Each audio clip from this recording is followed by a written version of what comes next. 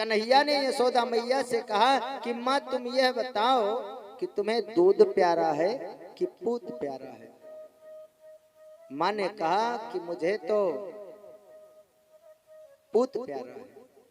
अच्छा, अगर पूत प्यारा है तो ये जो माखन निकाल रही हो अभी अभी निकला नहीं है, अभी अंदर ही है, इस माखन को हमें दे दो। माँ ने कहा 2 मिनट रुक जाओ, पहले पूरा आ जाने दो तभी निकाल के दूं।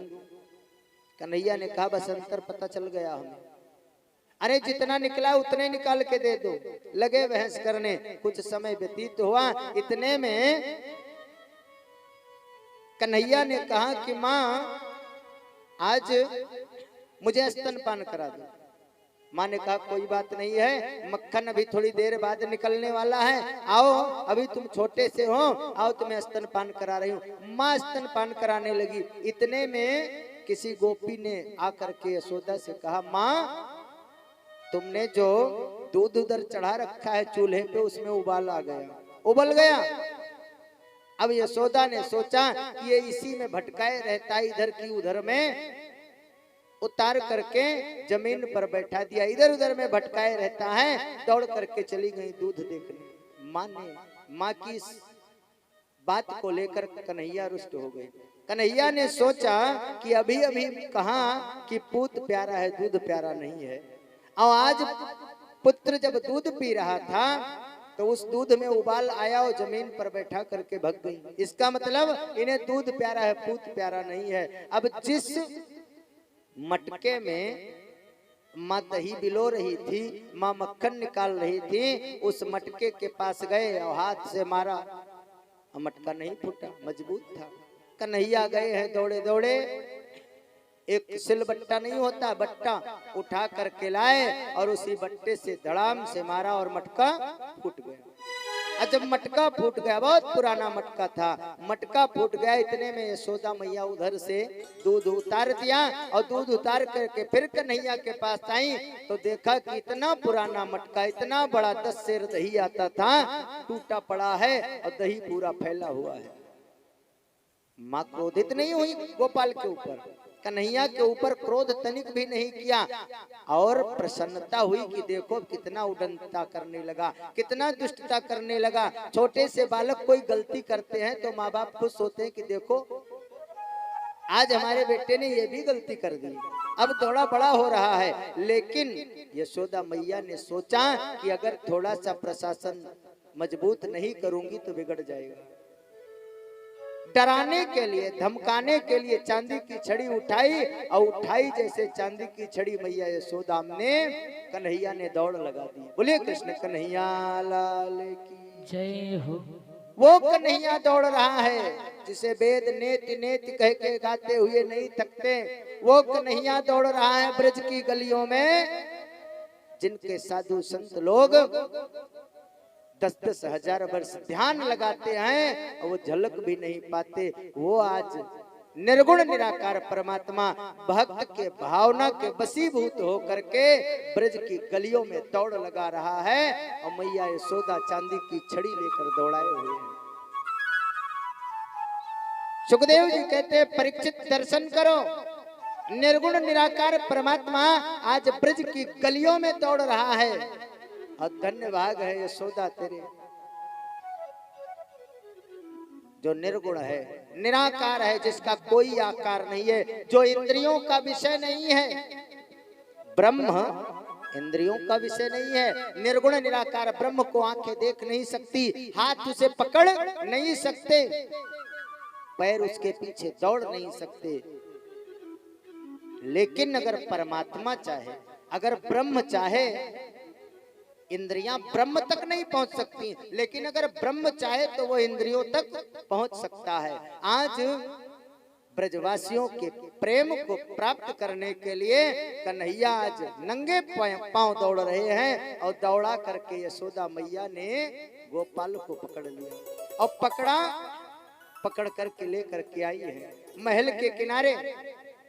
और उसके बाद में एक रेशम की रस्सी निकाली, रस्सी निकाल करके उखल में बांध दिया, बांधना प्रारंभ किया। 2 जय बार घुमाए और घुमाने के बाद जब गांठ लगाने का नंबर आए 2 अंगुल रस्सी कम बढ़ जाती, और रस्सी जोड़ती, फिर एक बार घुमाती, फिर दो अंगुल रस्सी कम पड़ जाती। बार बार कर रही है, 2 अंगुल रस्सी कम पड़ जा रही है। क्यों? एक जीव है, एक ब्रह्म है। एक जीव है, एक ब्रह्म है। तो जीव ब्रह्म को नहीं बांध सकता, पहली बात। इंद्रियां ब्रह्म तक नहीं जा सकती, लेकिन अगर ब्रह्म ही चाहे तो इंद्रियों को सुलभ हो जाता है। आज भगवान ने सोचा अब मां थक गई है, अब लाओ अपने आप को बंधवा लिया जाए। धन्य है यशोदा के भाग, आज जिस निर्गुण निराकार परमात्मा को इंद्रियां स्पर्श नहीं कर पाती हैं, उस निर्गुण निराकार परमात्मा को मैया यशोदा ने ऊखल से बांध दिया, रेशम की रस्सी से, और बांध करके स्वयं घर का कार्य करने के लिए चली गई। और जब घर का काम करने के लिए मैया यशोदा गई, तब भगवान ने अपना कार्य प्रारंभ किया। चल दिए ऊखल को लेकर के, और थोड़ी दूर गए, इतने में एक यमलार्जुन, अर्जुन के 2 वृक्ष थे, नारद द्वारा श्रापित थे। उनके दोनों के बीच में कन्हैया ने ऊखल फंसाई, और फंसा करके धड़ाम से दोनों अर्जुन के वृक्षों को गिरा दिया। बोले कृष्ण कन्हैया लाल की जय। यमलार्जुन का उद्धार कर दिया, जाना भी चाहिए। अब सब लोग गोकुल को छोड़ करके वृंदावन में आ गए, वृंदावन में रहने लगे। तो कन्हैया ने कहा, माँ मैं बछड़ा चराने जाऊंगा, गाय चराने जाऊंगा। माँ ने कहा कि अभी गाय चराने के लायक नहीं हुआ है, लेकिन बछड़ों को लेकर के जा। एक दिन की बात, कन्हैया बछड़ों को लेकर के गए चराने के लिए। उसी समय कंस ने एक राक्षस भेजा, उसका नाम है अघासुर। अघासुर आया, कथा बहुत लंबी है, 10 बजे के पहले आरती करानी है, इसलिए सूक्ष्म में सभी प्रसंगों को प्रणाम करते हुए 10वां स्कंद चल रहा है। स्कंद भी बहुत बड़ा है, भगवान की कृपा से भगवान की सारी लीलाओं को उसमें लिखा गया है, इसलिए इस प्रसंग को, सभी प्रसंग को थोड़ा थोड़ा स्पर्श करते हुए चलेंगे। अघासुर को भेजा, अघासुर एक अजगर का स्वरूप लेकर के आया। अजगर में यह शक्ति होती है कि सामने जो भी कोई जीव है उसको अपने श्वास के द्वारा खींच ले। अघासुर आया और वृंदावन में जहां पर कन्हैया बछड़ों को लेकर के जाते थे चराने के लिए, उसी मार्ग पर बैठ गया। अब उसी मार्ग में बैठ गया तो कन्हैया ने आज बछड़ों को थोड़ा पहले ही छोड़ दिया। अब कन्हैया के जो बाल सखा थे, इन लोगों ने, जो इनका लंच बॉक्स था, टिफिन वगैरह जो भोजन लेकर के जाते थे, उसे वही पेड़ पर टांग दिया और कृष्ण से कहा कि तुम्हारा नंबर आज पहले है, पहले आज तुम देखो। बछड़ों का संरक्षण आज पहले तुम करोगे। सबका 1-1 घंटे का नंबर रहता था, आज कन्हैया का नंबर पहले लगा करके और बाकी सखा खेलने के लिए चले गए। और इधर उधर खेल रहे हैं, खेलते खेलते ध्यान में आया कि चलो इस रास्ते से चलते हैं, जिस रास्ते पे अजगर मुख फैलाए हुए बैठा था। पहले दिन की कथा याद कीजिए। काल व्याल मुख ग्रास त्रास निर्णास है तवे। ये जो जीव है, ये बहुत बड़े अजगर सर्प के मुख, जो खुला हुआ मुख है, उसके अंदर है। आज वही प्रत्यक्ष भागवत जी में भगवान की लीला के माध्यम से जो वहां पर बताया गया है वो दिखाया जा रहा है। जितने सखा हैं सब चल दिए। देखा है तो बड़ी सुंदर गुफा है, रास्ता है। अजगर की जिह्वा गद्दादार लगी तो सखा लोग कहते हैं हो चाहे ना हो, गुफा का जो रास्ता उस पर गद्दा लगा हुआ है। और अंदर घुसते चले गए। इतने में कृष्ण भगवान ने सोचा कि हमारे सखा कितनी दूर चले गए, कहाँ चले गए। और जब देखा तो सामने देखा कि तो अघासुर के मुख में जा रहे हैं। दुनिया के जितने भी रिश्ते हैं, दुनिया के जितने भी रिश्ते हैं सब झूठे हैं। चाहे माँ का हो, बाप का हो, भाई का हो, रिश्तेदार का हो, पत्नी का हो, किसी का भी, सारे रिश्ते झूठे हैं। विश्वास नहीं आता ना? नहीं आएगा। अभी एक बात बताऊं, आ जाएगा विश्वास। 1 महीना 15 दिन वेंटिलेटर पर कोई हो, वेंटिलेटर बड़ी वाली मशीन पर 15 दिन के लिए डॉक्टर लेटा दें किसी को भी, किसी के रिश्तेदार को, किसी के बेटे को, किसी के बाप को, अरे घर वाले कहने लगेंगे परमात्मा अब इनको अगर उठा लेते तो ज्यादा ठीक रहता।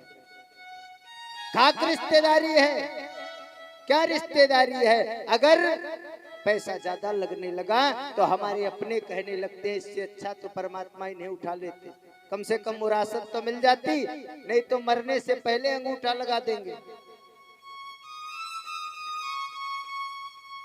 लेकिन कन्हैया से मित्रता कर लो, गोपाल से मित्रता कर लो, ये जो दुनिया के नाते हैं ये तो धोखा दे देंगे। ये कहेंगे परमात्मा अब इनको ले जाओ, लेकिन गोपाल कन्हैया जी काल के मुख से निकाल लाने वाले हैं।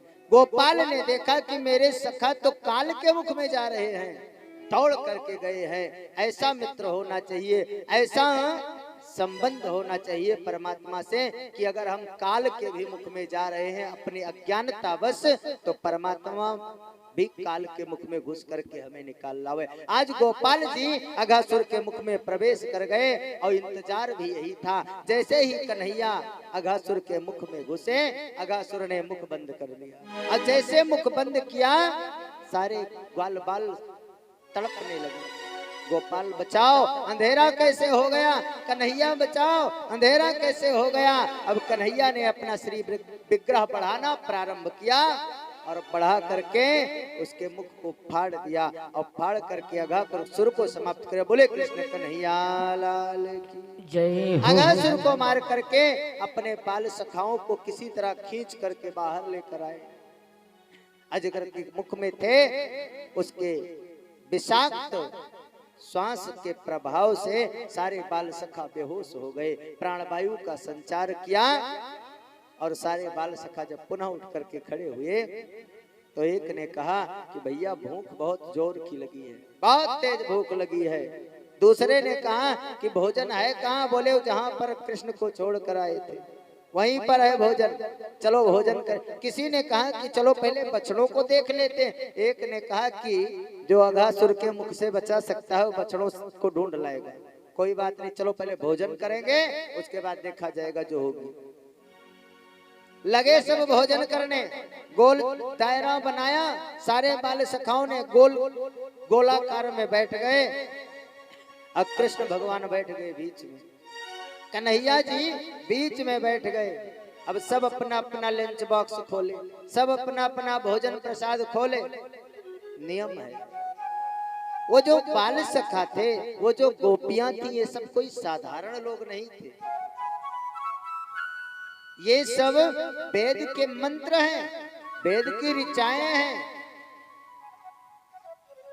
जब भगवान का मत्स्य अवतार हुआ था तो जो समुद्र में मछलियों की जो कन्याएं थी, मत्स्य कन्याएं थी, उन लोगों का मन में विचार आया कि कन्हैया हमें प्राप्त हो जाएं, ये मत्स्य भगवान हमें प्राप्त हो जाएं, पति के रूप में प्राप्त हो जाएं, मित्र के रूप में प्राप्त हो जाएं। भगवान ने कहा कि आना, जब कृष्णा अवतार होगा ब्रज में, वो सब बन करके आई है, वेद के मंत्र बन करके आए हैं। आज गोपाल जी को भोग लगाना है।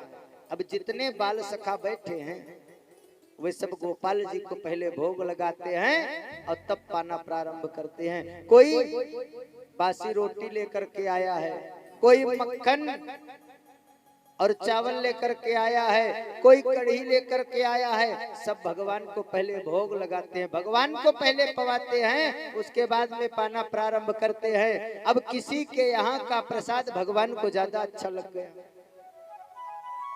मधुमंगल कढ़ी लेकर के आया था, उसकी कढ़ी ज्यादा अच्छी लग गई। भगवान ने कहा कि आज तुम्हारी कढ़ी मुझे चाहिए। सबका चेक कर लेते थे, टेस्ट कर लेते थे, सबका स्वाद ले लेते थे, तो जिसके घर का सबसे अच्छा रहता था उसका सारा पा लेते थे।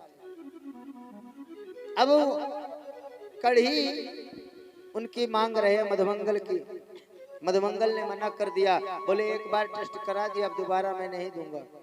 इतने में भगवान ने जबरदस्ती मधुमंगल के हाथ से कटोरा लेकर के दही का पान कर लिया, पी गए दही कड़ी। और पीने के बाद में मधुमंगल ने कहा कि कन्हैया तुमने हमारा जूठा भी प्रसाद पा लिया। अब अघासुर को जब मारे तो जितने देवता हैं वे भगवान के ऊपर पुष्प वर्षा करने के लिए आए। उन देवताओं के साथ ब्रह्मा जी भी आए थे और सारे देवता पुष्प की वर्षा करके वापस चले गए। लेकिन ब्रह्मा जी ने सोचा भगवान की थोड़ी लीला देख ली जाए। अब जब लीला देखने के लिए रुके तो ये लीला देख रहे हैं।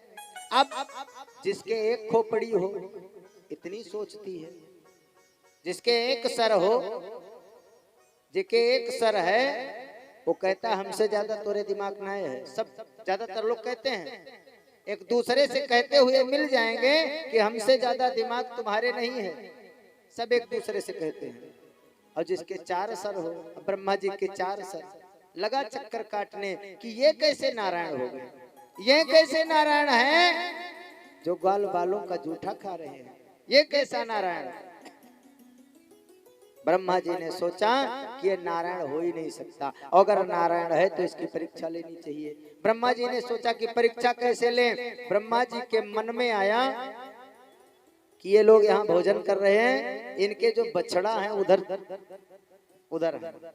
उधर से लेके गायब हो जाओ। बछड़ों को उठाया और लेके ब्रह्मलोक में चले गए। बछड़ों को ब्रह्मलोक में बंद किया और ब्रह्मलोक में बंद करके पुनः आ गए। अब इतने में कन्हैया के मित्रों ने कहा कि कन्हैया भोजन प्रसाद हो गया लेकिन बछड़े दिखाई नहीं पड़ रहे, जाकर के लेकर आओ।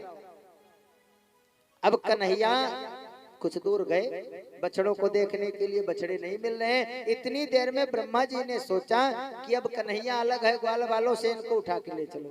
ब्रह्मा जी आए और ग्वाल बालों को लेकर गए, ब्रह्मलोक में छोड़ दिए। अब वहीं आराम करने लगे। ब्रह्मलोक में ग्वाल बाल भी पहुंच गए और बछड़े भी पहुंच गए 2 शिफ्ट में।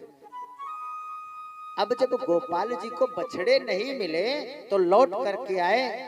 सोचा चलो मित्रों को बताएं कि भैया आज बछड़े पता नहीं कहाँ हैं, चलो तुम लोग भी मदद करो। और जब यहाँ पर लौट करके आए तो आज ग्वाल बाल भी गायब। अब छोटा सा कन्हैया लगा रोने।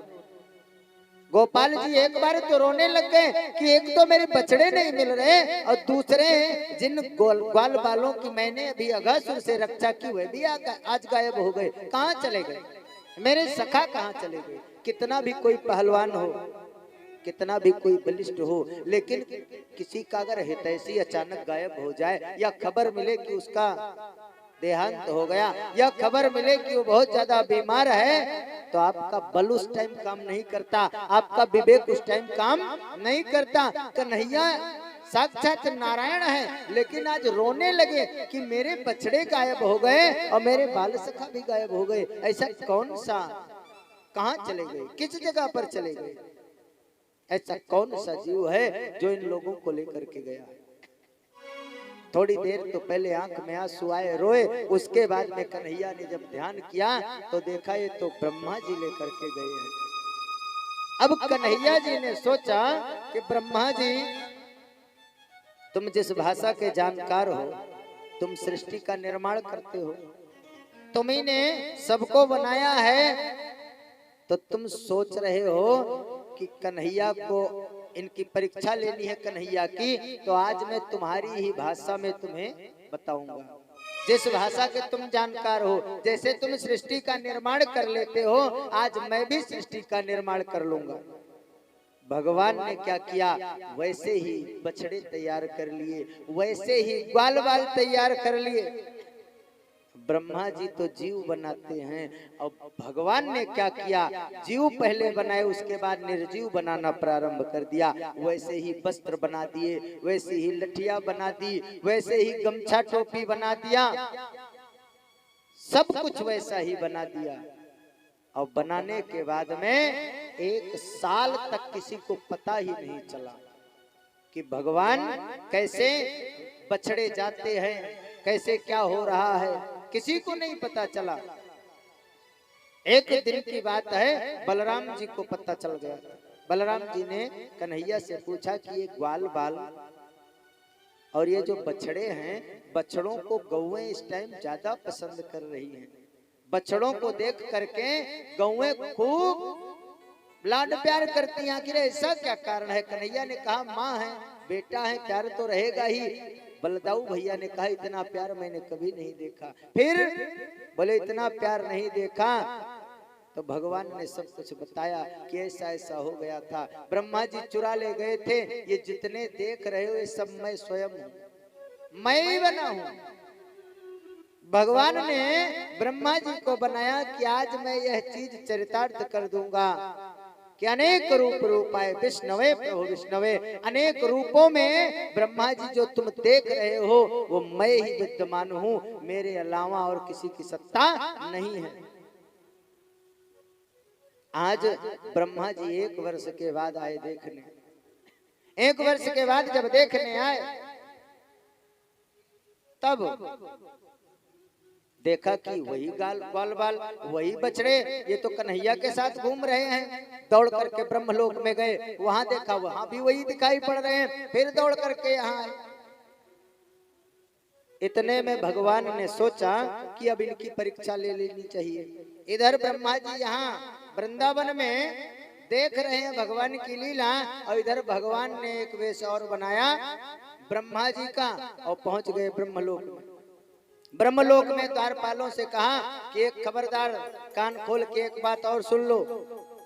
एक बहुरूपिया आ गया है, वो भी अपने आप को ब्रह्मा कहता है, उसके भी 4 सिर हैं, देखने में हूबहू मेरी शक्ल का है।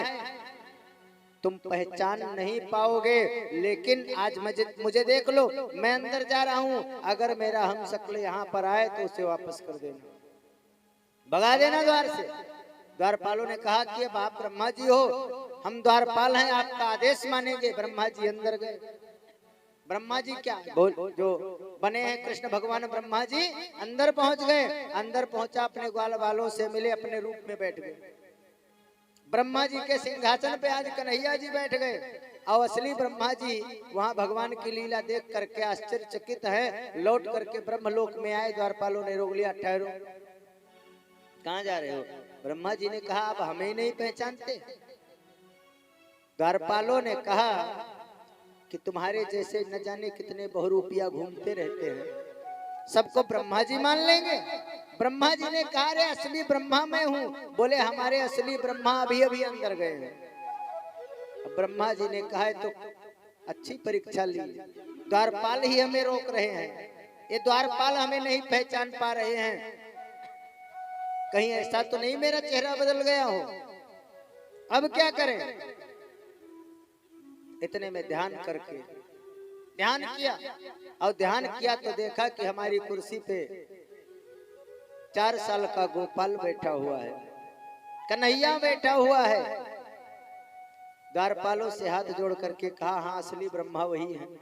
क्यों? क्योंकि सारी सृष्टि को मैं बनाता हूँ, लेकिन हम जैसे ब्रह्मा को वो बनाते हैं, इसलिए असली ब्रह्मा वही हैं। एक बार असली ब्रह्मा को नकली ब्रह्मा को मिल लेने दो, इतना तो कर सकते हो। द्वारपालों ने कहा चलो हम साथ चल रहे हैं, लेकर के गए हैं, गाई है। उसके बाद में ग्वाल बाल वापस कर दिए। बोले कृष्ण कन्हैया लाल की जय।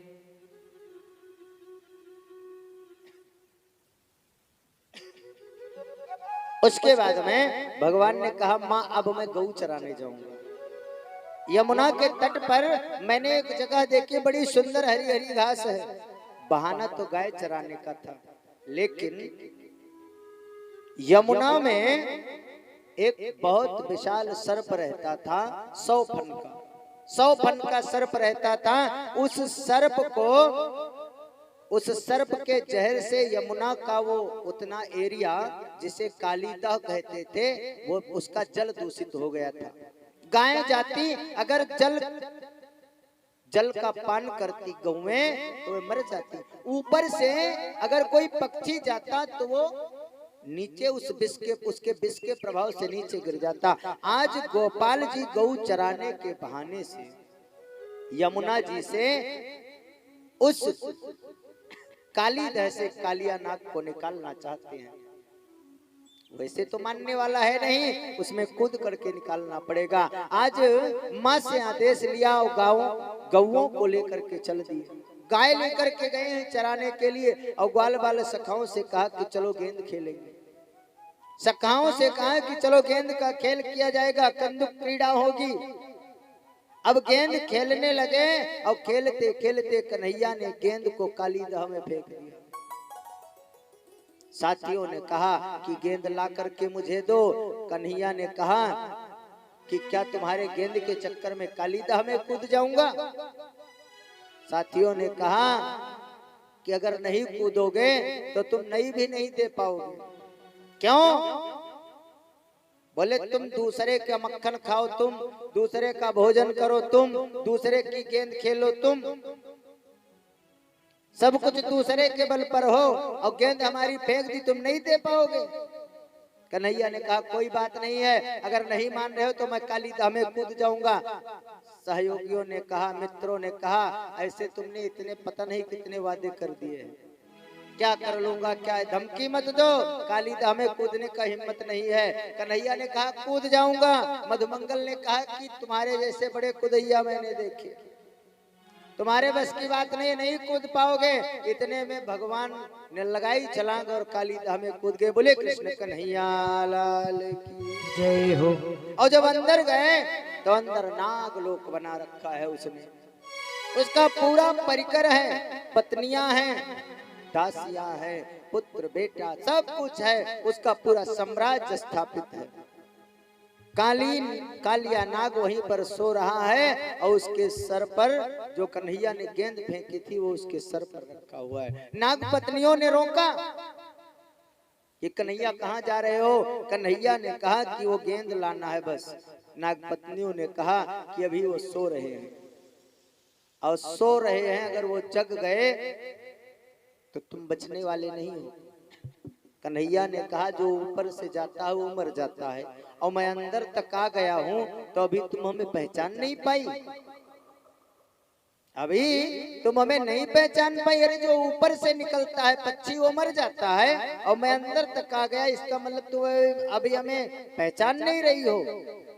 नाग पत्नियों ने बहुत मना किया लेकिन कन्हैया गए हैं जैसे नाग के पास, तुरंत क्रोधित होकर के उठा और कन्हैया कूद करके नाग के फन पर सवार हो गए और लगे नाचने और इतना नाच दिखाए और जो कालिया नाग है वो ऊपर की ओर ऊर्ध गति को हो गया, ऊपर की ओर आया और जल के बाहर हो गया, खड़ा हो गया क्रोध के मारे। और कन्हैया उसके क्रोध को शांत करने का उपाय ढूंढ रहे हैं।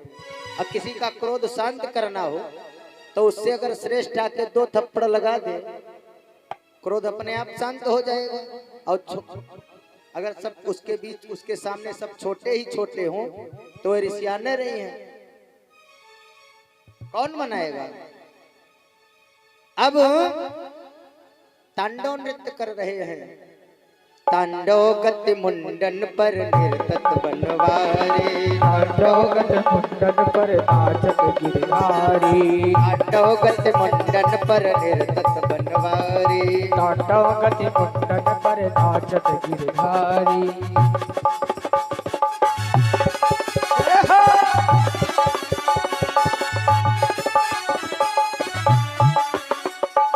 निर्तत बनवारी, निर्तत बनवारी, निर्तत बनवारी, निर्तत बनवारी, निर्तत बनवारी, निर्तत बनवारी, निर्तत बनवारी, निर्तत बनवारी।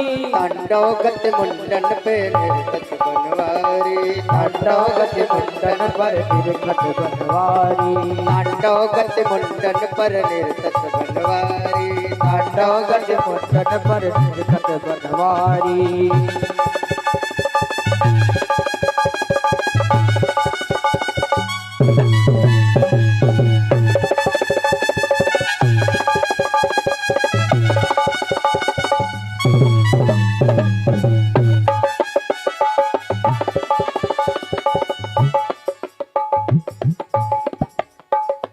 फम फम फम फनन ऊपर फम फम फम फनन ऊपर निर्कत बनवारी फम फम फम फनन ऊपर निरखत बनवारी फम फम फम फनन ऊपर निर्कत बनवारी फम फम फम फनन निरखत बनवारी फम फम फम फनन ऊपर निर्कत बनवारी फम फम फम फनन ऊपर निरखत बनवारी तांडवगति मुंडन पे निर्गत बनवारी तांडवगति मुंडन पर निरखत बनवारी तांडवगति मुंडन पर निरखत बनवारी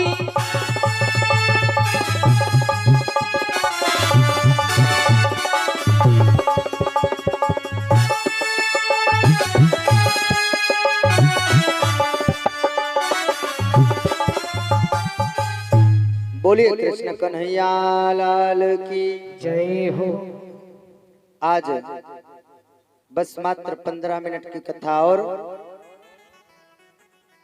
ब्रह्मा जी को अभी भगवान ने ब्रह्मा जी को जो भ्रम हो गया था ब्रह्मा जी का भ्रम दूर किया है भगवान ने। अभी इंद्र को जो भ्रम है वो दूर करने वाले हैं। इस प्रसंग को भी आज ही प्रणाम करके आगे बढ़ेंगे और कल आज भगवान इंद्र का जब मान मर्दन करेंगे तो गोवर्धन को धारण करेंगे। भगवान का एक नाम और हो जाएगा गोवर्धन धारी।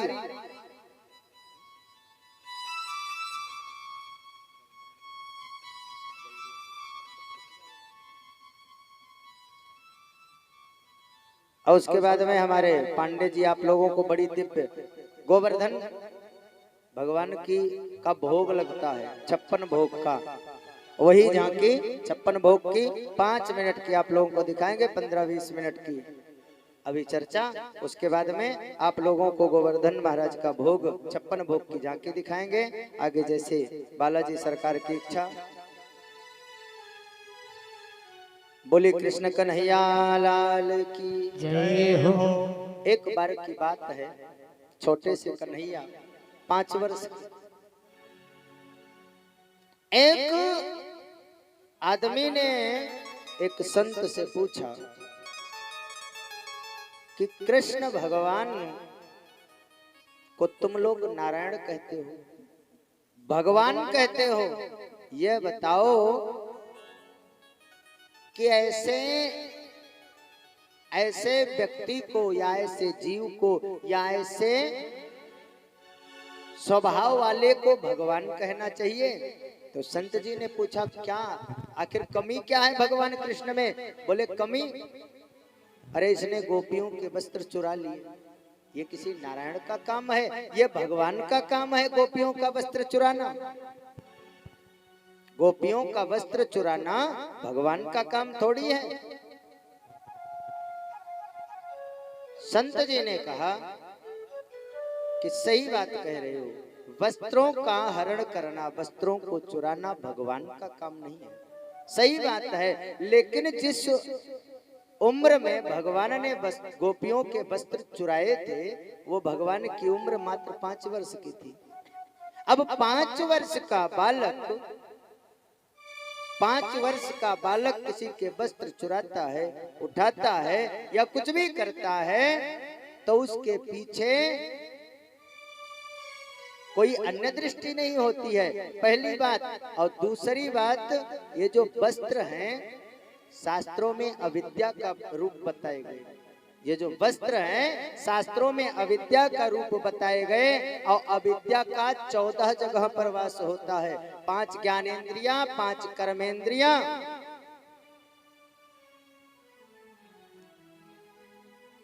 और काम, क्रोध, लोभ, मोह, मत्सर 14 जगह पर अविद्या का वास होता है। और उसी अविद्या रूपी वस्त्र का हरण करने के लिए भगवान ने यह लीला की थी। दूसरी बात और तीसरी बात, जो तुम ये कह रहे हो कि भगवान ने ऐसा किया तो हम भी कर सकते हैं, अगर तुम्हारे मन की सोच यह है कि भगवान ने ऐसा किया अगर हम करें तो अपराध क्या है, अगर तुम्हारे मन की सोच यह है तो जो भगवान ने किया वो तुम कर सकते हो। 6 दिन के कन्हैया ने पूतना को मार दिया, 6 महीने के गोपाल ने सक्टासुर को मार दिया, 1 साल के कन्हैया ने तृणाव्रत को मार दिया, 3.5 साल का कन्हैया अघासुर को मार देता है, 4 वर्ष का गोपाल ब्रह्मलोक जाकर के ब्रह्मा बदल देता है। ऐसे गोपाल जो भगवान ने किया इसमें से कुछ भी कर सकते हो। अरे जो भगवान ने, ऐसे बहुत से लोग मिल जाएंगे आपको कहते हुए कि भगवान ने ऐसा किया हम भी कर सकते हैं। अरे भोले बाबा ने कालकूट विष पिया था, 25 ग्राम तुम भी पी के दिखा दो। अगर जो भगवान ने किया वो हमें कर सकते हैं, हमें करना चाहिए, तो भोले बाबा ने इतना कालकूट विष पिया था, 10-5 ग्राम आप भी पी लो। भगवान ने जो किया वो करने का सामर्थ्य जीवों में नहीं है। एक संत कहते थे अगर भगवान का किया हुआ करना है तो जो राम जी ने किया वो करो, और अगर कन्हैया को देख रहे हो तो कन्हैया ने जो कहा है गीता में, जो उपदेश दिया है वो करो, राम ने जो किया है वो करो, और कर ना पाओ तो करने का प्रयास करो, जीवन में उतारने का प्रयास करो, और जो कृष्ण ने कहा है वो करने का प्रयास करो। बोले कृष्ण कन्हैया लाल की जय हो। भगवान ने गोपियों के अविद्या रूपी वस्त्र का हरण किया। उसके बाद एक दिन की बात,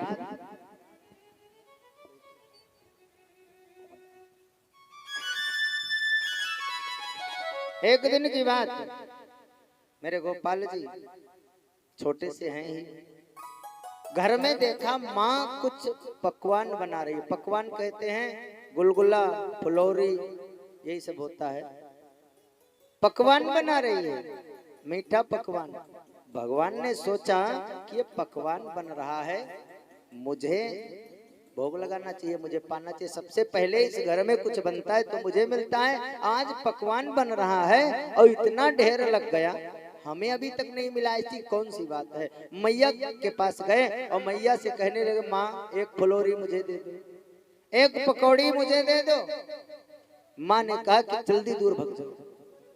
चूल्हे से एक जलती हुई लकड़ी निकाली और ऐसे दूर से दिखाया, भगवान पीछे को हट गए। आज क्या बात है माँ, इतनी क्रोध में क्यों है। माँ ने कहा अभी पूजा होगी जय जय की, और जब पूजा हो जाएगी तब तुम्हें मिलेगा। भगवान आए बाबा के पास रोते हुए। नंद बाबा ने कहा क्या बात है कन्हैया।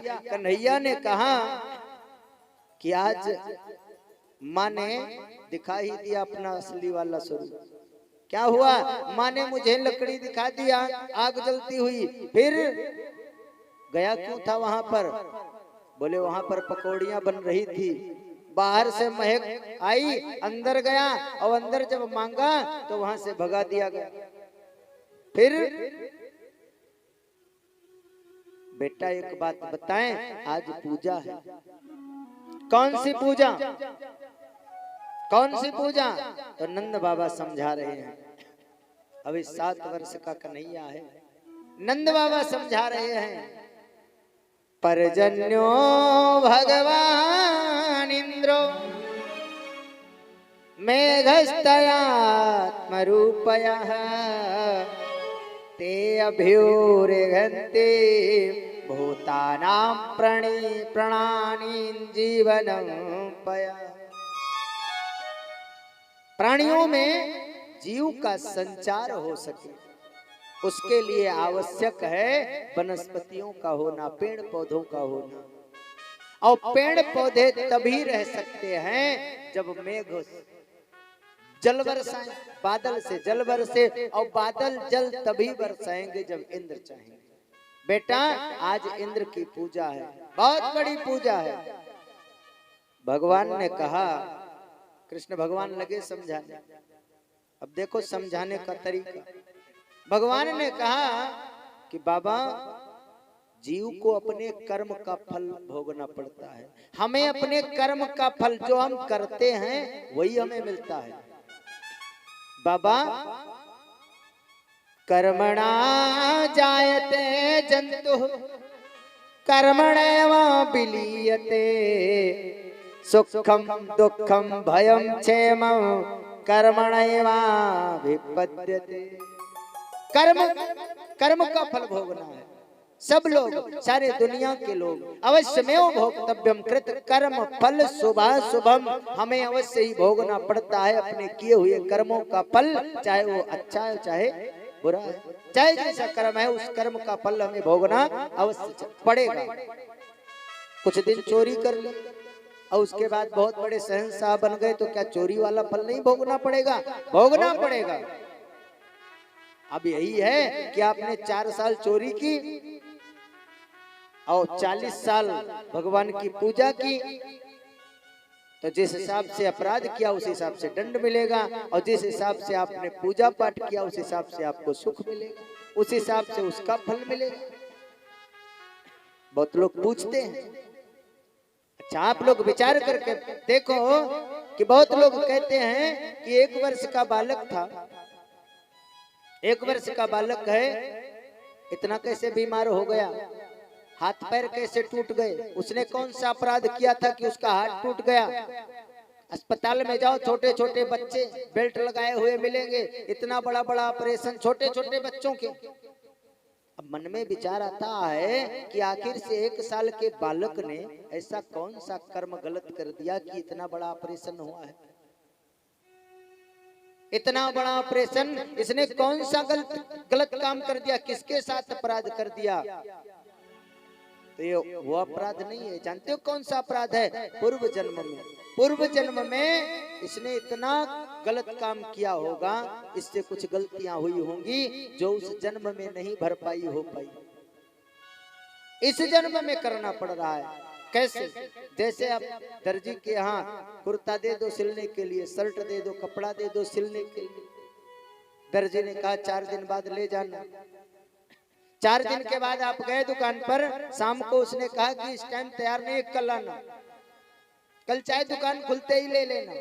अब 5वें दिन जब आप गए और दुकान उसने खोली और शर्ट उठा करके दे दी, शर्ट आपको तैयार मिल गई, कुर्ता आपको तैयार मिल गया, इसका मतलब ये नहीं कि उसी दिन सुबह दुकान खुलते ही उसने बना लिया। उसके 4 दिन की मेहनत उस कुर्ते के पीछे छिपी हुई है। इसी प्रकार से जैसे कोई जन्म लेता, बालक जन्म लिया, राजा के यहाँ, डीएम के यहाँ भी बच्चे पैदा होते हैं, एसडीएम के यहाँ भी बच्चे पैदा होते हैं, राजा के यहाँ भी बच्चे पैदा होते हैं, महाराजा के यहाँ भी बच्चे पैदा होते हैं, और ये जो फुटपाथ बनाते हैं इनके यहाँ भी बच्चे इसी फुटपाथ पर भी पैदा होते हैं कर्म के अनुसार। उसके पीछे जैसे आपको कुर्ता मिलता है, जैसे आपको शर्ट मिलती है, उसके पीछे दर्जी की 4 दिन की मेहनत है। उसी प्रकार से हमारे ये जीवन की पूरी मेहनत अगले जन्म में भी मिलेगी। क्यों? क्योंकि हमारे इस पूरे जन्म की मेहनत लगी हुई है। हमें जो मानव का शरीर मिला है, आपको हमको ये जो मानव का शरीर मिला है, ये कई जन्मों की मेहनत का फल है, कई जन्मों की मेहनत का फल है। इसलिए हमें कर्म अच्छे करने चाहिए। कृष्ण भगवान समझा रहे हैं किसे? नंद बाबा को। नंद बाबा को लगे समझाने, बाबा कर्म जो जैसा करेगा वो वैसा भरेगा। एक काम करो बाबा, अब की बार इंद्र की पूजा ना करो, फिर देखना बरसेंगे कि नहीं बरसेंगे, एक बार ट्राई कर लो। नंद बाबा ने कहा अगर नहीं बरसे तब क्या होगा? अनाज नहीं होगा, हरी हरी घास नहीं होगी, गौएं घास नहीं खाएंगी, घी दूध नहीं होगा, खेतों में अनाज नहीं होगा। कन्हैया कैसी बात कर रहे हो? तो कन्हैया ने कहा एक काम करो, आधे गांव वाले पूजा कर ले और आधे गांव वालों को मना कर दो, आधे गांव वाले पूजा ना करें। अब बादल बरसे देखो, आधे गांव वाले में खेत में बरसेगा और आधे वाले में नहीं बरसेगा, ये भी देख लिया जाए। कन्हैया की ऐसी अटपटी बातों को सुन करके नंद जी हंस रहे हैं। इतने में कन्हैया ने कहा कि मैं एक प्रत्यक्ष देवता जानता हूँ। कौन से प्रत्यक्ष देवता? बोले गिरिराज गोवर्धन जी हैं। पृथ्वी तल के प्रत्यक्ष देवता हैं, उनकी पूजा किया जाए। अगर उनकी पूजा किया जाए, क्योंकि उनकी तलहटी में हरी हरी घास हमारी गौ माता खाती है, चरती हैं, तो उनकी तलहटी में संरक्षण मिलता है गौ माता को। अगर उनका पूजन किया जाए, और वे पृथ्वी तल के साक्षात देवता हैं।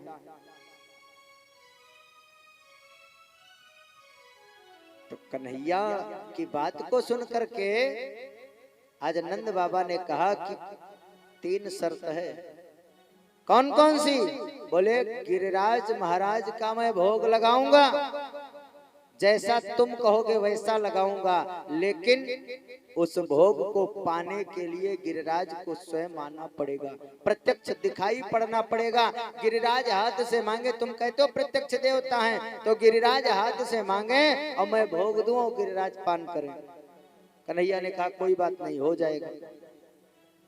उसके बाद में दूसरा काम यह है कि अगर इंद्र नाराज हो जाए तो उसके क्रोध से हमें बचाएंगे तुम्हारे गिरिराज। बोले वो भी पक्का है। बोले उसके बाद में अपनी तलहटी में जितनी गोवर्धन की तलहटी है, ये जो ब्रज प्रदेश है, इतना उपजाऊ बन जाए कि अगर 2-4 बार बारिश ना भी हो तब भी अन्न की कमी ना हो, कुछ भी खाने पीने की इस 84 कोस में कमी ना रहे। भगवान ने कहा कोई बात नहीं, सब कुछ हो जाएगा, इधर जिम्मेदारी ले ली।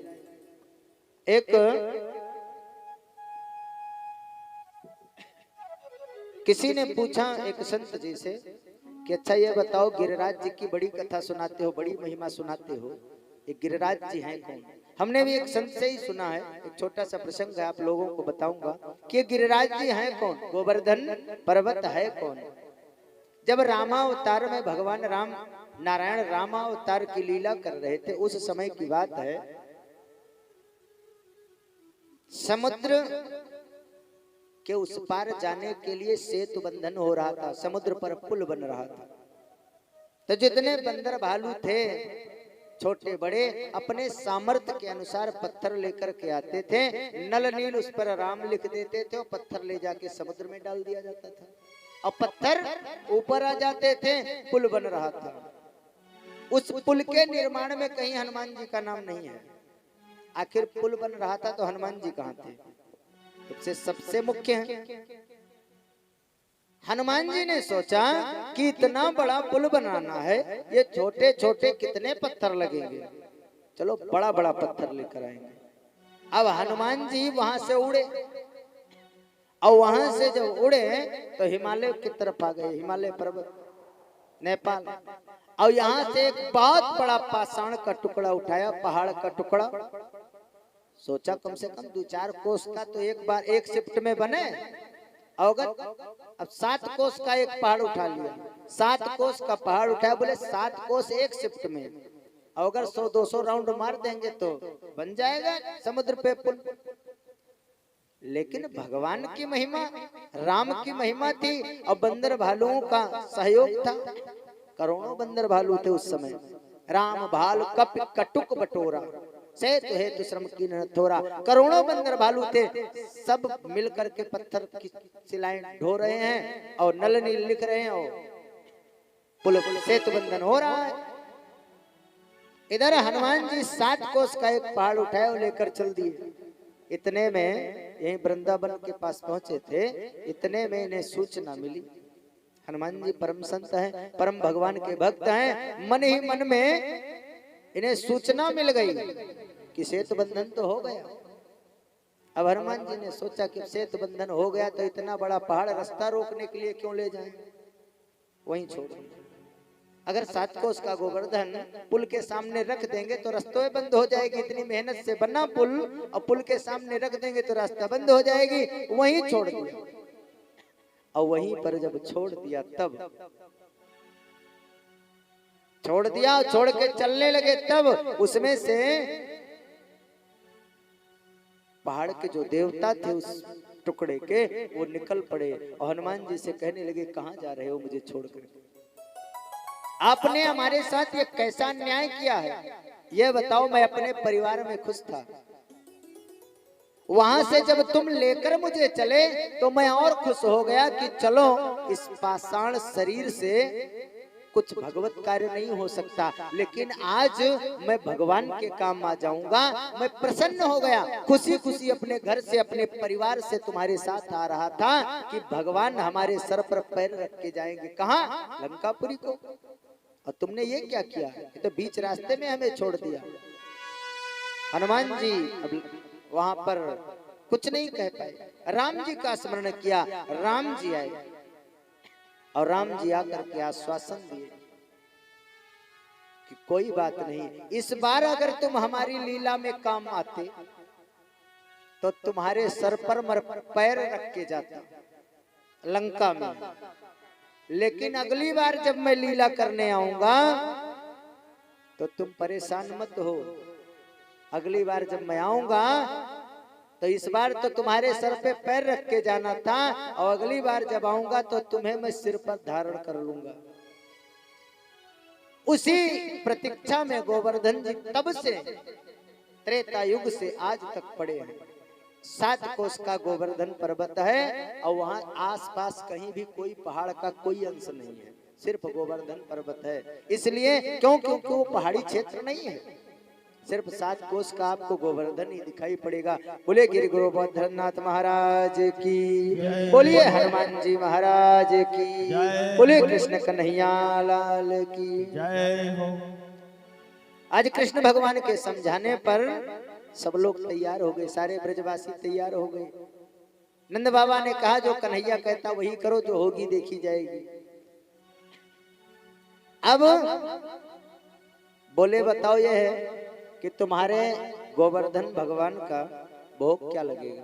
बोले भोग बहुत आसान है, 56 प्रकार का व्यंजन बनाना है। नंद बाबा ने कहा धीरे धीरे तुम्हारे देव तक नखड़ा आने लगा। अभी तक कहते थे कि कुछ भी चढ़ा दो ले लेगा, और अब 56 भोग कहते हो। बोले 56 भोग तो कम से कम होना ही चाहिए। बोले ठीक है, बनाना प्रारंभ किया। समस्त ब्रजवासियों ने मिलकर के अलग अलग पदार्थ बनाए। खुरचन है खीर मोहन, खीर साओ खुरमी, खीर खजला जलेबी कलाकंद बालू शाही है।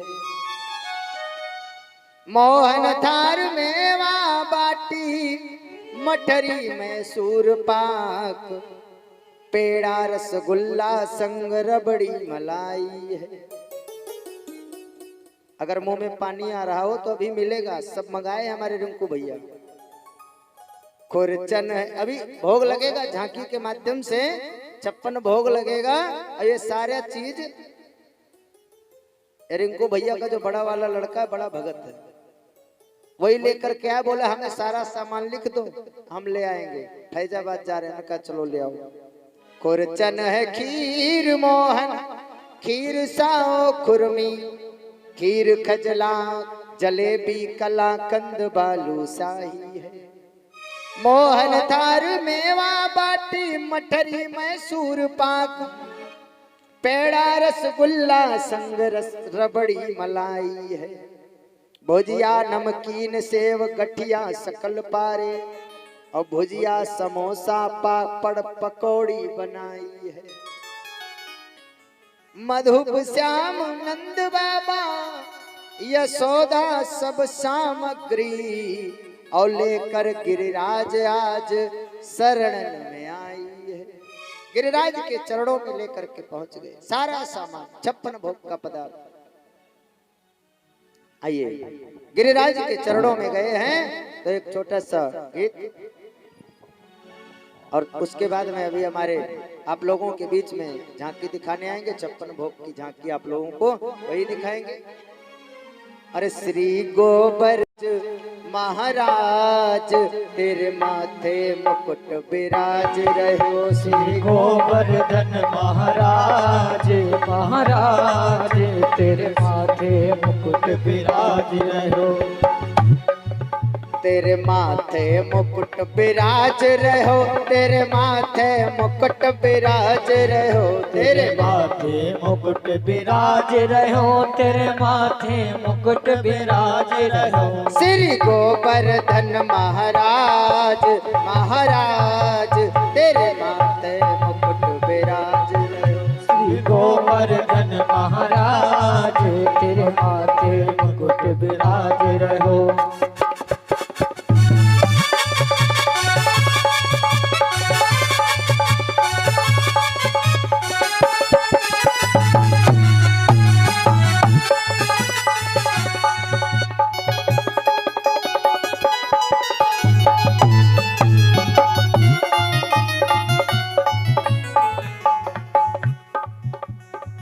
तो पे पान चढ़े तो पे फूल चढ़े, तो पे पान चढ़े तो पे फूल चढ़े, तो पे पान चढ़े तो पे फूल चढ़े, तो पे पान चढ़े तो पे फूल चढ़े, तो पे चढ़े तो पे चढ़े दूध की धार आधार, तेरे माथे मुकुट विराज रहो। तो पे चढ़े दूध की धार, तेरे माथे मुकुट विराज रहो। श्री गोवर्धन महाराज महाराज तेरे माथे मुकुट विराज रहो। श्री गोवर्धन महाराज महाराज तेरे माथे मुकुट विराज रहो।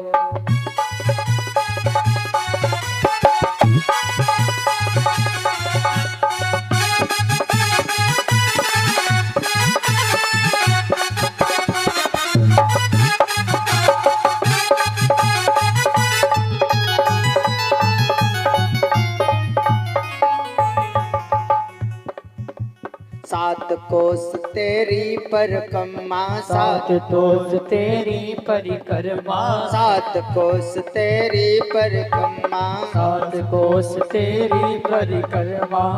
श्री चकलेश्वर श्री चकलेश्वर विश्राम विश्राम तेरे माथे मुकुट विराज रहो। श्री गोवर्धन महाराज तेरे माथे मुकुट विराज रहो। श्री गोवर्धन महाराज तेरे माथे मुकुट विराज रहो।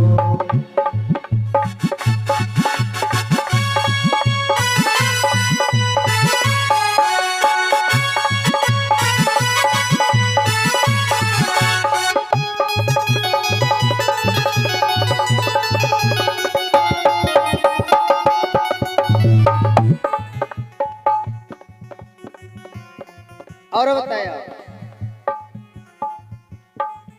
तेरे गले में कंठा सोने को, तेरे गले में कंठा सोने को, तेरे गले में कंठा सोने को, तेरे गले में कंठा सोने को।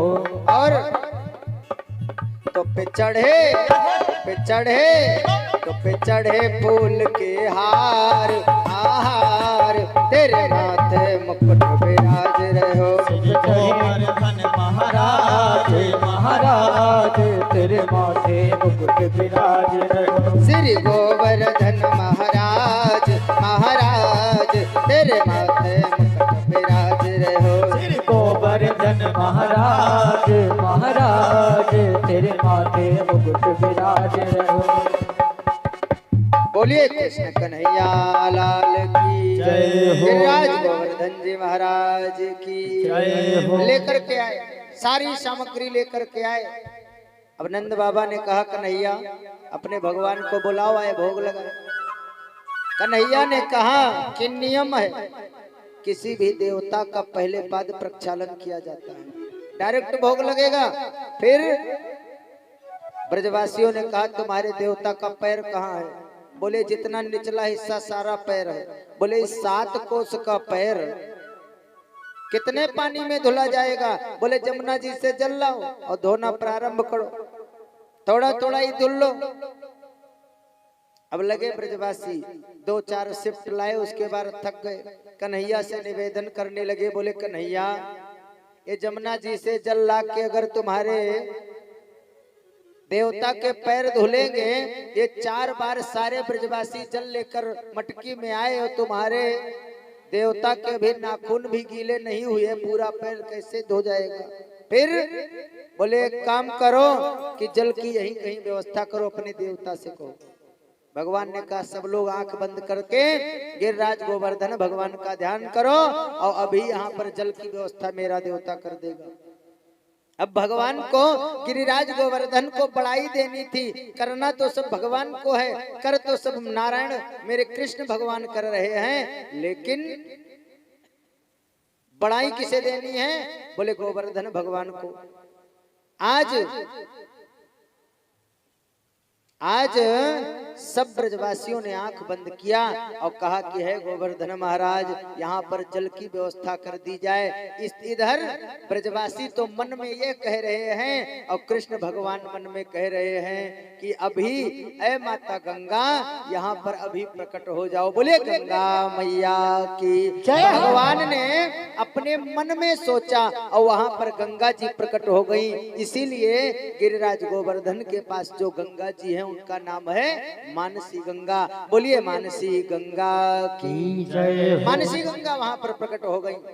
अब लगे ब्रजवासी पैर धुलने, गोवर्धन महाराज का पाद प्रक्षालन हो गया। उसके बाद में कहा अब बताओ भोग लगाएं।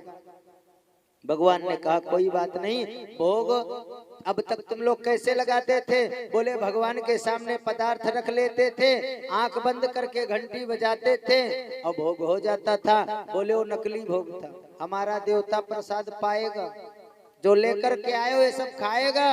फिर बोले सारा सामान रख के उधर चलो बैठो। सारे ब्रजवासियों ने वहां पर सामान रख दिया, भोग का सारा सामान रख दिया और जाकर के दूर बैठ गए। और जब दूर बैठे कन्हैया ने कहा अब आंख बंद करो और गिरिराज गोवर्धन महाराज से कहो कि महाराज आओ आकर के भोग लगाओ। अब ब्रजवासियों ने आंख बंद करके जैसे ही गिरिराज गोवर्धन का ध्यान किया तो एक स्वरूप से तो कन्हैया नीचे खड़े हैं और दूसरे स्वरूप से जा करके उसके शिखर पर जा करके बैठ गए गोवर्धन के और कहने लगे ब्रजवासियों परेशान मत हो, इंद्र के क्रोध से तुम्हारी रक्षा मैं करूंगा। ब्रजवासियों परेशान न हो, तुम्हारा इंद्र कुछ बिगाड़ नहीं पाएगा। ब्रजवासी प्रसन्न हो गए कि वाह मेरे कन्हैया का देवता तो आज दिखाई पड़ा, मेरे गोपाल का देवता तो आज बोलने लगा, मेरे गोपाल का देवता स्वयं भोग प्रसाद पाने के लिए आया है।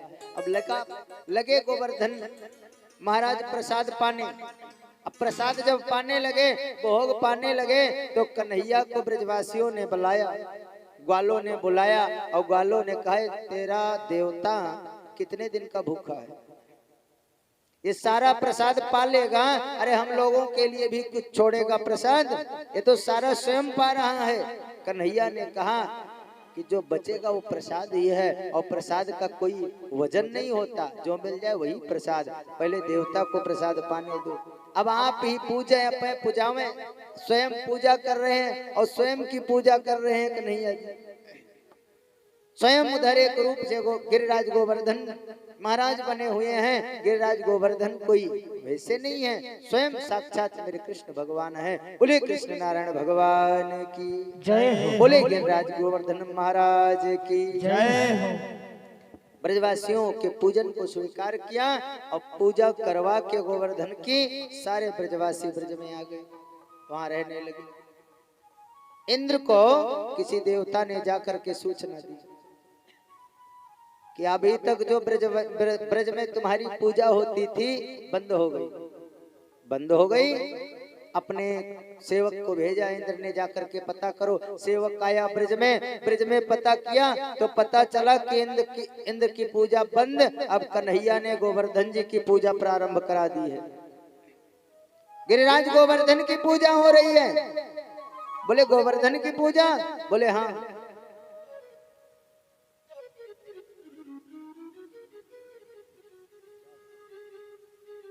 गिरिराज गोवर्धन की पूजा प्रारंभ की है। इंद्र नाराज हो गए, बादलों को आदेश दिया कि जाकर के ब्रजमंडल पर ऐसी बारिश करो, इतनी बारिश करो कि पूरा ब्रज प्रदेश बह जाए, पूरा ब्रज प्रदेश आज बह जाए और नंद बाबा को अपने गलती का एहसास हो जाए, आज कन्हैया को अपनी गलती का एहसास हो जाए कि उन्होंने देवता बदल करके कितना बड़ा अनर्थ का काम किया है, उनको उसका प्रतिफल मिलना चाहिए। उन्होंने हमारी पूजा को बंद किया है तो आज उसका फल उन्हें जरूर मिलेगा। मेघ आए, काले काले बादल लगे बारिश करने, खूब बारिश होने लगी। कुछ देर तक तो ब्रजवासी अपने मकानों में रहे। उसके बाद में वो फूस के मकान जब उसकी क्षमता समाप्त हो गई, अभी बारिश होने लगे, बारिश क्या सही से कोहरा गिरने लगे, टपकने लगेगा, सबका एक क्षमता होती है। वो फूस के मकान तेज बारिश में ढहने लगे। ब्रजवासियों ने कहा नंद बाबा से आकर के, नंद बाबा इंद्र के कोप से अब हमें कोई नहीं बचा पाएगा। वो पत्थर पहाड़ चल करके हमें बचाने आएगा। नंद बाबा ने कृष्ण से कहा, कन्हैया से कहा, मेरे गोपाल जी दौड़ करके आए। मेरे गोपाल जी ने कहा क्या बात है बाबा? नंद बाबा ने कहा कि अब इंद्र के कोप से ब्रजवासियों को कोई बचा नहीं सकता। कन्हैया, तुमने और हम लोगों ने बहुत बड़ी गलती कर दी, बहुत बड़ी भूल हो गई। अब इंद्र के कोप से कौन बचाएगा? क्या तुम्हारा वो गोवर्धन पर्वत चल करके आएगा या हम लोग वहां पर चलें? भगवान ने कहा चलो यहाँ से चलते हैं और गिरिराज गोवर्धन कोई ना कोई उपाय जरूर करेंगे। सारे ब्रजवासी मिलकर के गए हैं गिरिराज गोवर्धन के पास और लगे हाथ जोड़ करके मिन्नत करने कि हे गिरिराज गोवर्धन हमारे रक्षा करो, हम तुम्हारी शरण में आए हुए हैं। गिरिराज धरण हम तेरी शरण, गिरिराज धरण हम तेरी शरण, गिरिराज धरण हम तेरी शरण,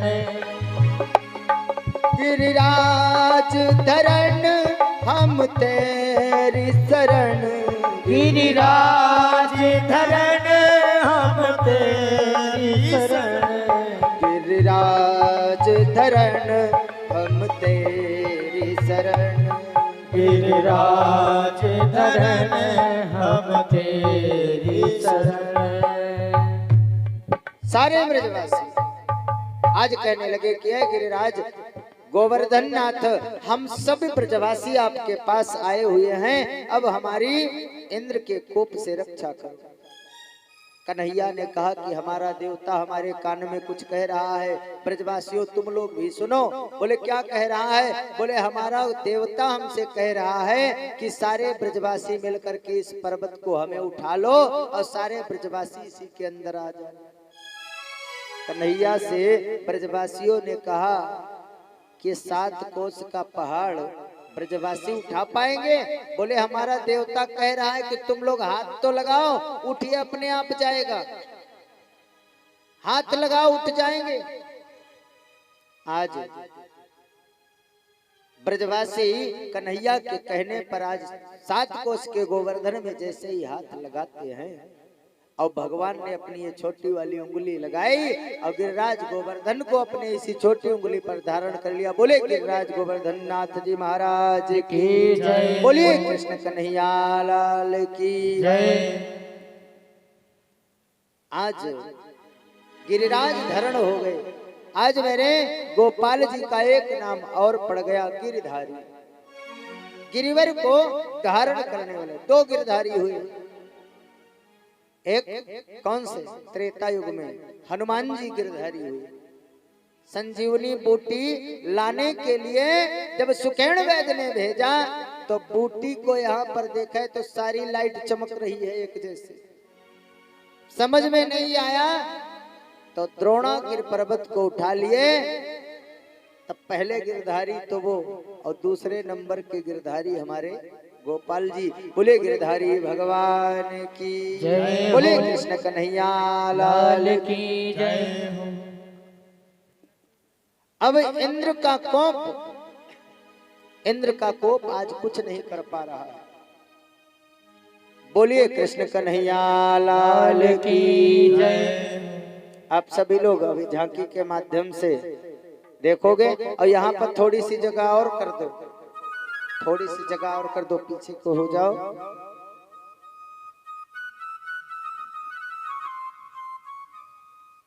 बोलिए कृष्ण कन्हैया लाल की जय। बोलिए राधा माधव भगवान की जय। बोलिए राधा रानी सरकार की जय।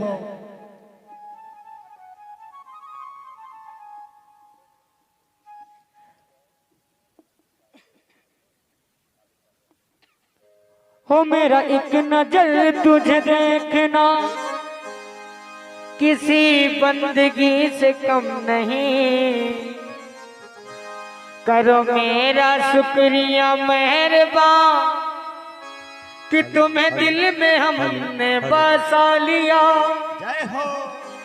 और आप इस तरह से होश उड़ाया न कीजिए, आप इस तरह से होश उड़ाया न कीजिए।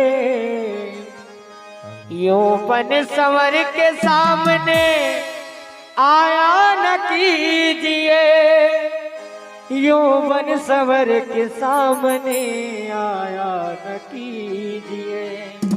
बोल वृंदावन बिहारी लाल की काली काली अलखों के फंदे क्यों डाले,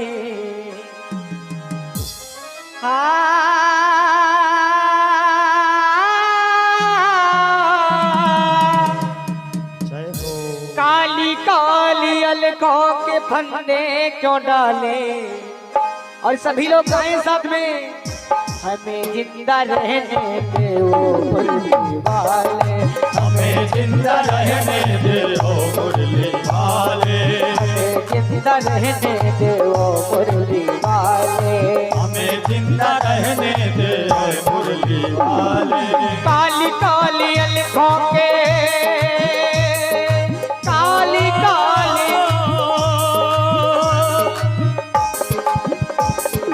काली काली अलखों के फंदे क्यों डाले, काली काली अलकों के फंदे क्यों डाले। हमें जिंदा रहने दे ओ मुरली वाले, हमें जिंदा रहने दे मुरली वाले, मुरली वाले, मुरली वाले, मुरली वाले, मुरली वाले।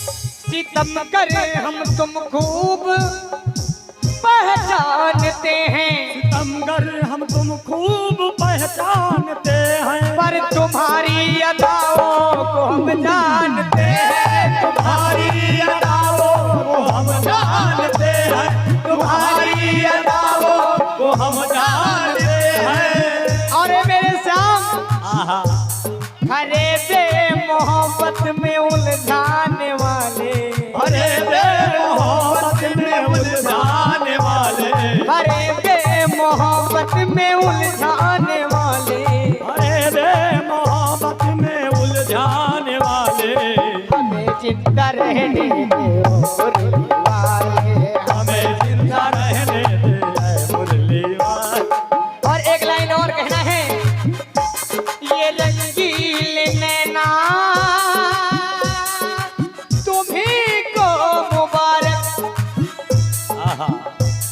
ये रंगीले नैना तुम्हीं को मुबारक, ये मीठे मीठे बैना तुम्हीं को मुबारक, ये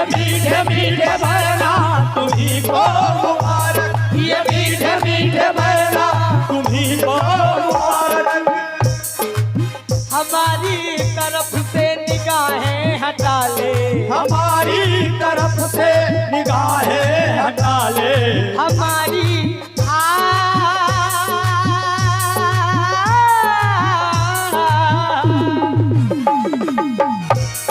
हमारी तरफ से निगाहें हटा ले। हमारी तरफ से निगाहें हटा ले।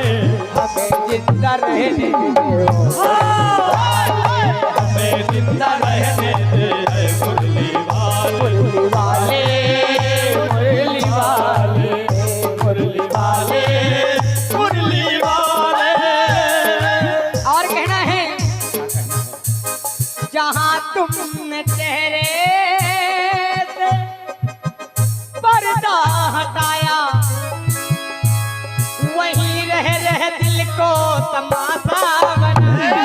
वही रहे दिल को तमाशा बनाया। वही रहे दिल को तमाशा दिखाया। जहाँ तुमने चेहरे से पर्दा हटाया, वहीं रह दिल को तमाशा बनाया। वही रहे दिल को तमाशा बनाया। वही रहे दिल को तमाशा बनाया। और जो श्याम का होना चाहता है वो ताली बजाते हुए कहना है क्या? बना ले हम सबको अब अपना बना ले।